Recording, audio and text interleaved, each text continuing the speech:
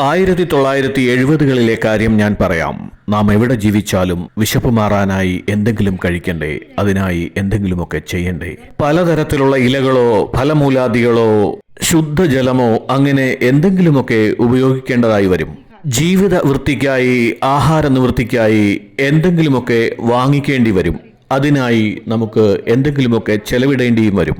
നിങ്ങളുടെയൊക്കെ വീടുകളിലെ ചിലവുകൾ ആലോചിച്ച് നിങ്ങളുടെ കണ്ണുകൾ നിറയുന്നത് എനിക്കിപ്പോൾ കാണാൻ കഴിയുന്നുണ്ട്.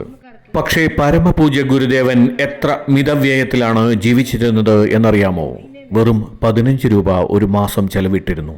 വെറും 15 രൂപ സ്വന്തം കുടുംബവൃത്തിക്കായി, ബാക്കി മുഴുവൻ ധനവും പരിവാറിന്റെ പ്രവർത്തനങ്ങൾക്കായി. പക്ഷേ ഗുരുദേവൻ അക്കാലത്ത് ഒരു ചുവന്നു തുടുത്ത തക്കാളിപ്പഴത്തെ പോലെ തേജസ്വിയായിരുന്നു. അപ്പോൾ ആളുകൾ ചോദിക്കാൻ തുടങ്ങി, ഗുരുദേവ, ഇത്ര തേജസ്വിയാവാൻ അങ്ങ് എന്താണ് ഭക്ഷിക്കുന്നത്? ഞാൻ എന്താണ് സേവിച്ചതെന്നോ? ഞാൻ ആധ്യാത്മികതയുടെ ശക്തി സേവിച്ചു. ഞാൻ സേവിച്ചത് ഭക്തിയെയാണ്. ഞാൻ പുരുഷാർത്ഥമാണ് ഭക്ഷിച്ചത്.